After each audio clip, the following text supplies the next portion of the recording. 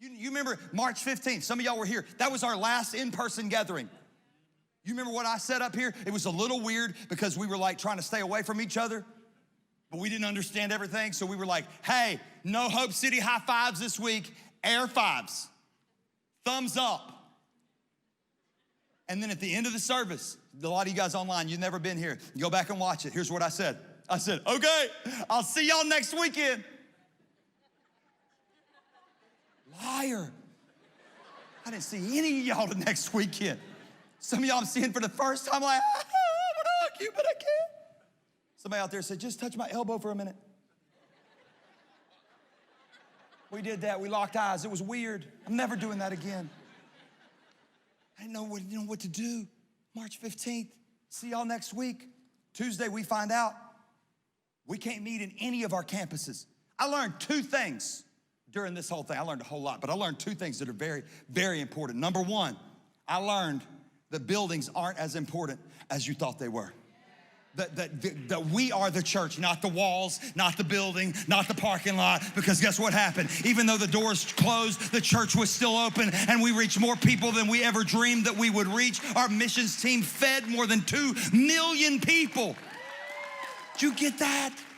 Crazy what we've been able to do. Millions of people watching online. It's unbelievable. Buildings aren't as important as I thought they were. The second thing that I learned, buildings are more important than I thought they were. Because we couldn't meet anywhere.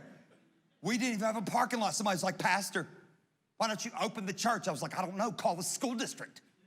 Because we meet in all schools and we can't. Somebody's like, hey, let's have one of those drive-in services. Remember when I talked to the team, I was like, let's have a drive-in service. Let's find a parking lot where we can park 1,000 cars. We're gonna put a big stage up. We're gonna have a drive-in service. We're gonna give away food. We're gonna pray for people. It's gonna be amazing. We didn't have that. Y'all remember when we didn't do that? You know why? We couldn't find a parking lot. Nobody would rent us a parking lot. I learned a whole lot during this season. God always has a plan. And right after, on that Tuesday, we got together. It's like, all right, we can't meet. What are we gonna do? All right, we're going online. We're going online. And our team did an incredible job. Can you guys give a shout out right now, live and on the chat? Give a shout out to our dream team, our staff. They did incredible. They took us virtual. It's amazing what God's been able to do.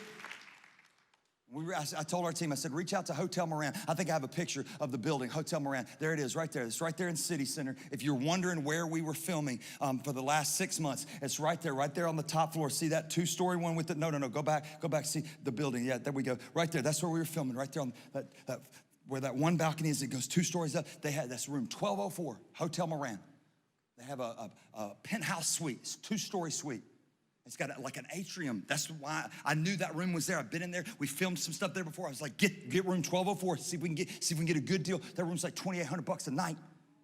It's like, Jesus, right now, Lord, come through, God. Your son, he didn't have a place to be born. We need a hotel, God. They said no. We need the innkeeper to say yes. So we rented the room. We got a good deal. One of our guys talked to him. We got a good deal. We started having church, and you show them the next picture. This is many of you that are watching online. You hadn't even seen this right here. This is home. Welcome home. This is what home looks like. That was home away from home. That's where we filmed. And our team did a great job. Give them a great big hand. They did amazing. Our production team, that's where we had church. That was the first weekend when we didn't know how socially distanced we had to be. The next weekend I had 3 people I was looking at. I was like, okay. They had masks on. I was like, they were, amen. It felt weird. And I was like, all right, we're gonna do this for it's gonna be awesome. They got a great backdrop, and you see the city of Houston. It's amazing. We'll do this for 3 or 4 weeks. 3 or 4 weeks, and we'll be back at the campuses. 6 months.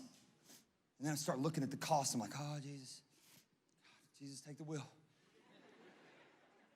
We got a good deal, but we're having to load in and load out of that hotel room, just crazy. And then the vice president of the Hotel Moran that manages all their properties called and said, hey, our owner found out that you guys are doing church in the hotel. And I was like, Jesus, help us, Lord. Don't get us kicked. We don't need to get kicked out of this place. He said, no. We just want you to know that for as long as you need it, it's yours. We want to do our part to help spread the gospel of Jesus Christ. Can we say thank you to Hotel Moran? Here's what I need you to know. God always has a plan, and if you're taking notes, write this down. God always has a place. He always has a place. And can I tell you what was amazing about it?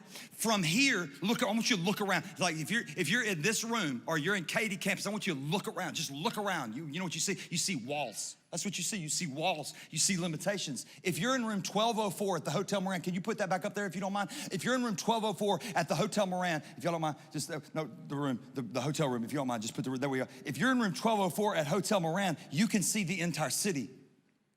It was a vision room for us.